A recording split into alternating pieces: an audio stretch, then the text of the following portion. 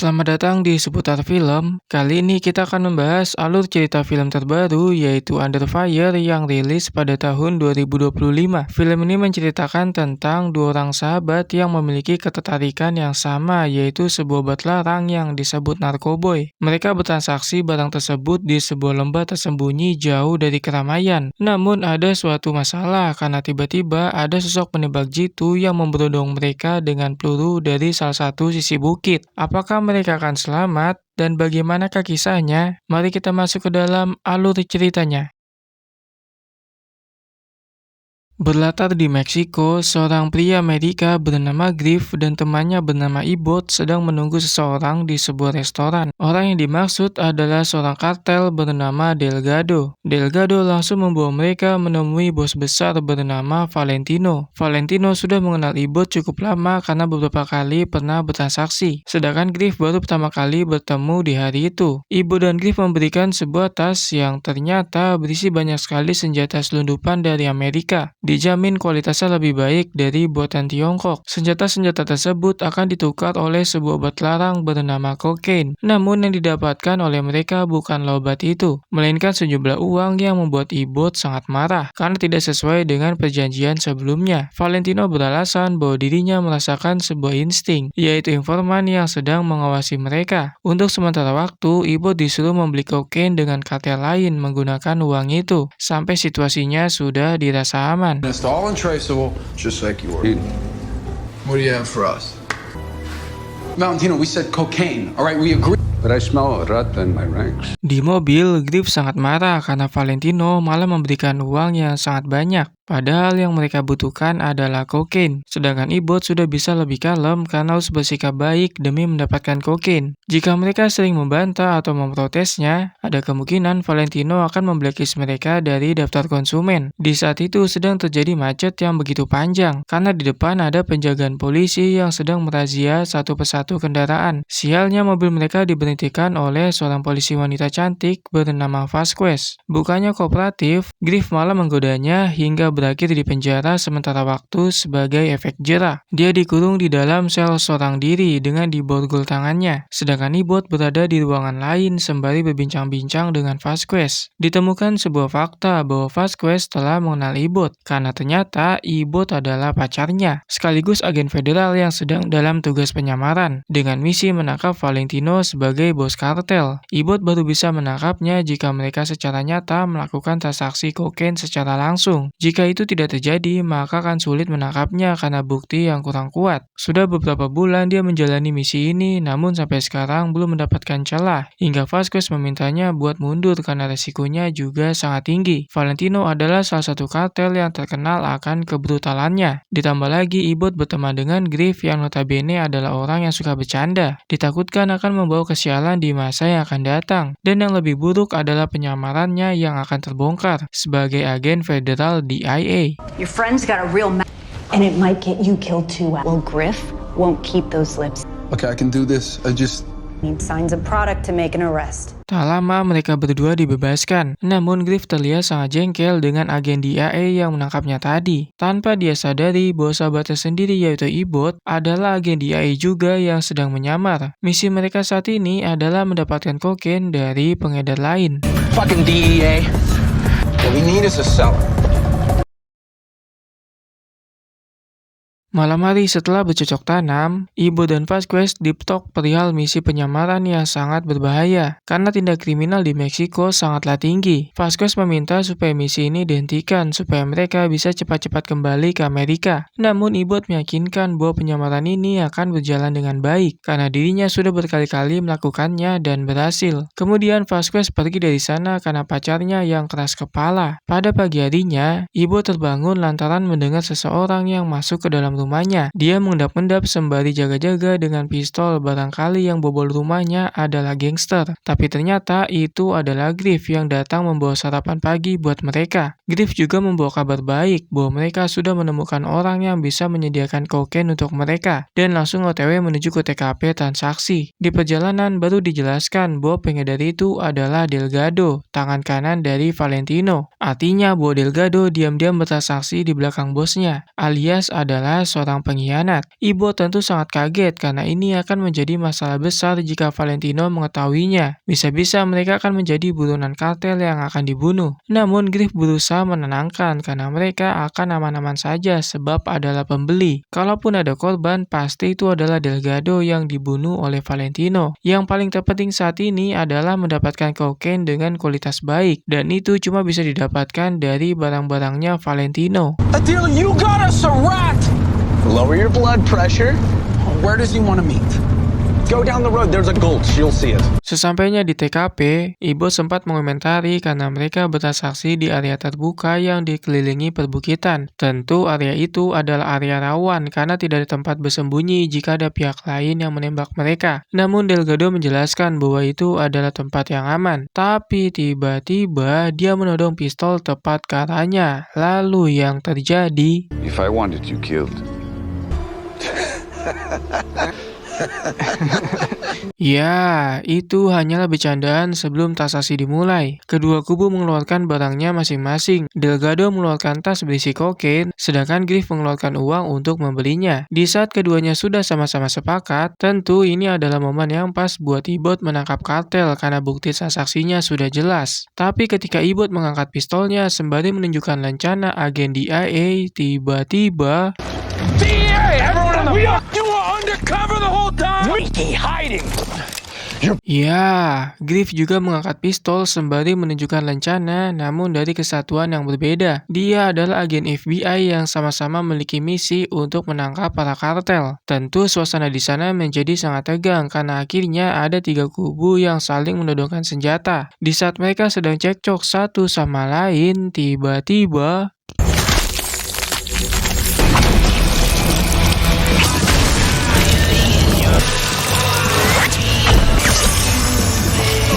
Ada penembak jitu entah dari mana yang membunuh Delgado CS dengan snipernya secara brutal. Sedangkan Ibot dan Griff berhasil selamat buat sementara waktu dengan bersembunyi di balik mobil. Namun mereka saling menodongkan pistol karena tak percaya satu sama lain bahwa rekannya adalah agen pemerintahan. Padahal mereka sudah lama mengenal. Akhirnya mereka saling bertukar lencana demi memastikannya. Dan ketika selesai mengecek satu sama lain, mereka akhirnya bisa menundukkan pistol karena masing-masing lencana memanglah asli. Dan satu-satunya cara buat bertahan hidup sekarang adalah dengan bekerja sama, karena mereka masih dipantau oleh penembak jitu entah dari mana. Yang jadi masalah adalah tidak ada yang bisa dilakukan selain menghubungi seseorang yang bisa membantu mereka. Namun Ibo tidak pernah membawa HP saat bertugas. Sedangkan Griff HP-nya sudah hancur karena tidak sengaja terjatuh. Untungnya masih bisa digunakan untuk menghubungi komandannya. Ketika tersambung, sang atasan tidak bisa membantu. Kemudian terdengar suara tembakan yang menandakan bahwa sang komandan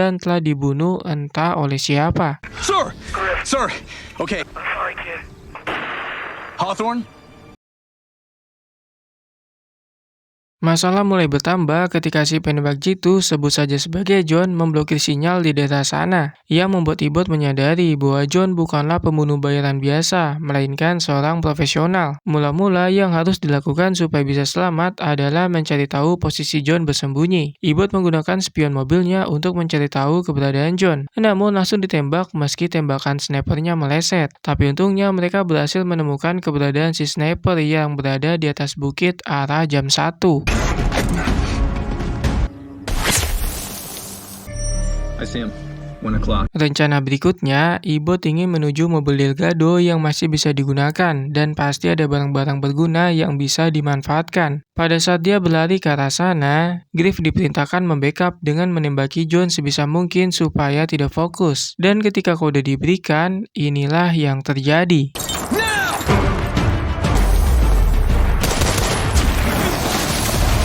Ya, Ibot berhasil selamat tanpa terkena tembakan sedikit pun. Kini giliran Griff yang mencoba dengan di backup gantian oleh Ibot. Namun ketika Griff mulai berlari, dia mengalami sebuah kesalahan karena berlari secara lurus tanpa meliuk-liuk. Yang membuat John pasti mudah dalam membaca polanya. Dan tiba-tiba...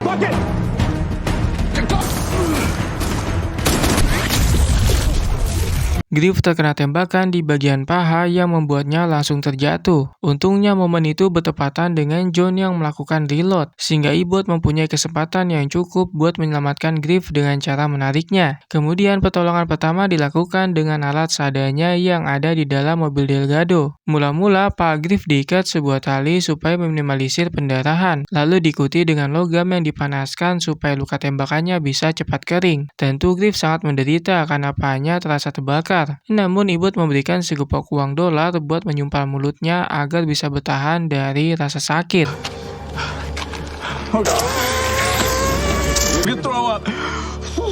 Kemudian terdengar suara seseorang dari talkie-walkie yang ternyata adalah si penembak sniper yaitu John. John mengejek mereka karena diselamatkan oleh angin, sebab jika tidak pasti akan mati. Namun dari situ Ibot sangat yakin bahwa John pasti bukan sniper biasa, melainkan mantan tentara atau satuan khusus karena memiliki kemampuan dan pengetahuan dalam menembak. Dengan begitu pasti dia memiliki tujuan khusus yang bukan hanya sekedar uang maupun kokain. Mungkin saja ada suatu barang penting di dalam koper yang dibawa oleh Delgado. Demi mencari tahu hal tersebut, Ibot dan Griff berencana mengambil koper itu yang kini berada di tengah-tengah area terbuka. Caranya adalah dengan mendorong mobil yang dijadikan sebagai pelindung. Namun ketika mereka menjalankan rencananya, tiba-tiba There might be something else in there, something you want.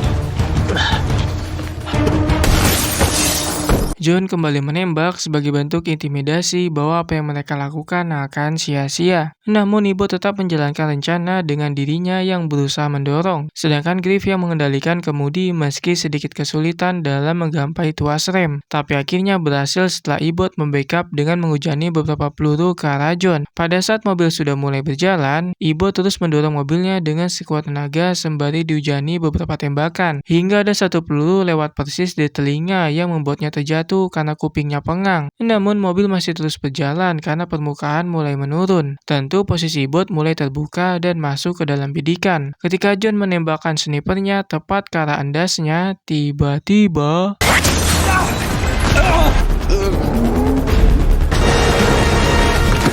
Griff membuka pintu mobil tepat waktu sehingga Ibot berhasil selamat. Kemudian mobil kembali didorong dengan sekuat tenaga sembari dibantu oleh Griff yang ikut turun tangan. Namun sialnya John menembak bagian ban yang membuat mobilnya semakin berat. Ditambah lagi tidak sengaja melindas mayat anak buah Delgado. Yang paling apes adalah Griff kembali terkena tembakan di bagian paha sebelahnya, sehingga mereka harus berhenti sementara waktu. Di momen tersebut John kembali mengejek dengan memintanya menyerah atau jika tidak mereka akan mati dalam kondisi yang menyakitkan. Mendengar hal itu, mereka sadar bahwa saat ini sedang dipermainkan oleh John.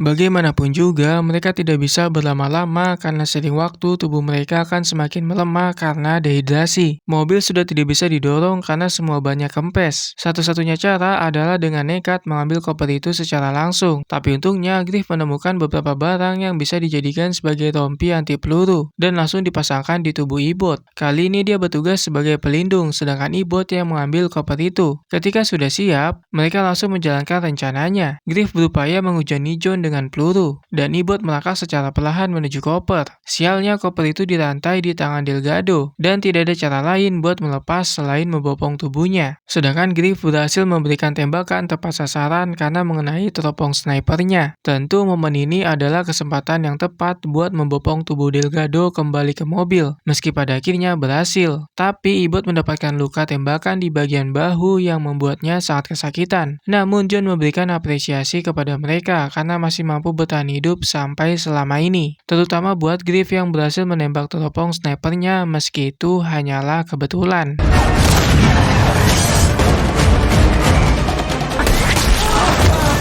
Okay, that was a good shot. Setelah berhasil menghentikan pendarahan dengan mengikat kain di bahu, Ibot langsung berupaya membuka koper secara seksama dan dalam tempo yang sesingkat-singkatnya. Namun yang ditemukan hanyalah beberapa kantong berisi kokain. Tentu itu membuat mereka sangat bingung karena tidak mungkin seorang sniper profesional seperti John hanya mengincar uang dan beberapa kilo kokain. Pasti ada hal lain yang sedang diincar meski mereka masih bingung apa barang tersebut. Dan tiba-tiba is just drugs. 5 people for a case full of cocaine. Tiba-tiba saja Delgado terbangun padahal tubuhnya sudah bersimpah darah sangat banyak. Dia berusaha berbicara namun tidak bisa seperti ada yang menyumbat. Ibot menyadari bahwa itu dikarenakan ada darah yang memasuki paru-paru sehingga harus diberikan pertolongan pertama. Caranya adalah dengan menyeset sedikit bagian leher lalu menancapkan pipa kecil supaya darahnya keluar. Siapa sangka bahwa cara itu berhasil dan Delgado langsung mengeluarkan kata terakhir sebelum akhirnya benar-benar mati. Kata itu adalah Evo Vinutri. Ibot tidak mengetahui apa arti dari kata itu. Namun Griff baru ngeh bahwa kata itu adalah bahasa Rusia, yang kalau nggak salah artinya adalah itu di dalam. Dia langsung mengecek isi koper dengan membuka semua bagian yang ada, dan berhasil menemukan sebuah flash disk yang pasti adalah barang yang diincar oleh John. Means it's inside. Ibot langsung menggunakan flashdisk itu untuk melakukan pertukaran informasi tentang siapakah John dan pada siapakah dia bekerja, yang ternyata memang benar bahwa John adalah seorang mantan marinir yang tergabung dalam satuan khusus bernama Ranger. Kini dia menjadi pembunuh bayaran yang disewa oleh siapapun termasuk dari CIA. Dan soal flashdisk itu ternyata berisi data penting yang akan dijual oleh Delgado kepada petinggi agen FBI atasan dari Griff yang saat ini sudah dibunuh. Mendengar hal tersebut, Ibot langsung menatap tajam ke arah Griff dengan asumsi bahwa Griff pasti sudah mengetahui soal masalah ini. Griff sendiri berusaha menjelaskan bahwa dia tidak tahu apa-apa soal flashdisk itu. Dia hanya diperintahkan buat menangkap para kartel yang ada di Meksiko. Namun Ibot tidak percaya sampai akhirnya terjadilah saling todong pistol. Karena Griff tidak memiliki amunisi lagi, Ibot mengikat tangannya di setir mobil menggunakan tali katis. Kemudian Ibot berencana keluar dari sana dengan cara gencatan senjata menggunakan flashdisk itu. Pada hitungan ketiga, mereka harus sama-sama keluar dari tempat persembunyian dengan mengangkat kedua tangan. Awalnya John menepati janji sembari menyuruhnya buat mundur beberapa langkah. Namun itu hanyalah sebuah rencana agar posisi Ibot semakin terbuka, dan inilah yang terjadi. I want you to back up. Ya, sekarang ada satu penembak jitu lagi, yaitu teman dari John. Meski tadi terkena tembakan, Ibot masih mampu bangkit karena menggunakan rompi anti peluru dan kini berhasil bersembunyi di dalam bangkai pesawat, sembari memberikan tembakan balasan. Namun itu percuma karena John dan temannya menghujani dengan puluhan peluru, yang membuatnya hanya bisa berlindung tanpa bisa melakukan serangan balasan lagi. Jika seperti itu mulu, bisa saja peluru sniper John akan menembus lapisan besi. Akan tetapi, tiba-tiba saja datang Griff yang berhasil menyalakan mobil dan langsung menyelamatkan Ibot yang hampir mati. Mereka langsung menjauhi TKP sembari diberondong banyak sekali tembakan, dan ada satu peluru yang membuat mobilnya langsung terguling.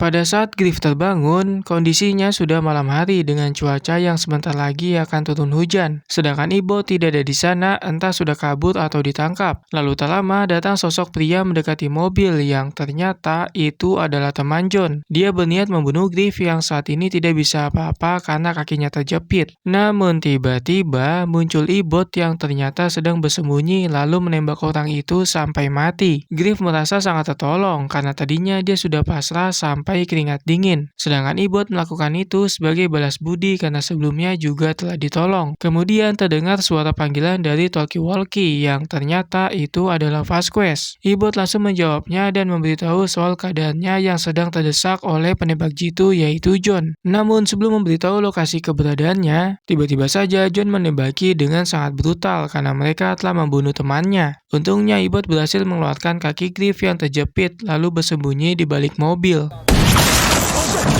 I'm stuck! Di saat situasinya sudah benar-benar buntu karena bingung harus berbuat apa lagi, tiba-tiba saja muncul secercah harapan karena Vasquez datang di waktu yang tepat. Dia menjelaskan bahwa sebentar lagi akan datang regu penyelamat buat mengevakuasi mereka. Namun tiba-tiba Vasquez bertanya perihal flashdisk yang ada di dalam koper. Tentu itu membuat Ibot curiga bagaimana bisa Vasquez mengetahui soal flashdisk. Ditambah lagi dia belum memberitahu soal posisi mereka saat ini. Karena ternyata Vasquez telah membuat kesepakatan kesepakatan dengan seorang petinggi aparat supaya bisa keluar dari Meksiko. Petinggi itu juga adalah orang yang menyewa John. John menyuruh Vasquez buat mengambil flash itu lalu pergi dari sana, meninggalkan mereka. Di mana Ibot mau tak mau memberikan karena ditodong oleh sebuah pistol. Dia berusaha meyakinkan Vasquez yang notabene adalah pacarnya sendiri bahwa ini adalah jebakan dan Vasquez pasti akan dihianati oleh mereka. Yang ternyata itu benar karena ketika memasuki mobil, tiba-tiba saja John menembak Vasquez tepat di bagian kepala. I have the drive.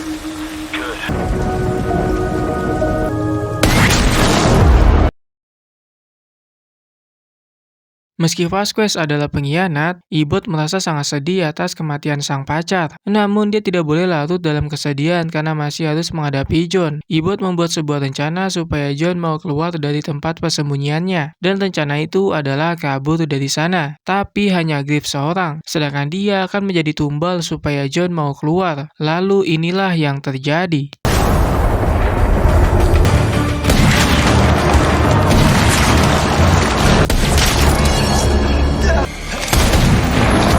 Setelah mendapatkan luka tembak di bagian paha dan bahu, John akhirnya keluar karena mengira Griff telah melarikan diri. Ketika Ibot akan dieksekusi, tiba-tiba saja datang Griff yang langsung menembak pistol suar ke arah wajahnya. Tidak sampai di situ, Griff juga mengajarnya dengan sangat membabi buta, sampai akhirnya berhasil membunuh John dengan snipernya sendiri.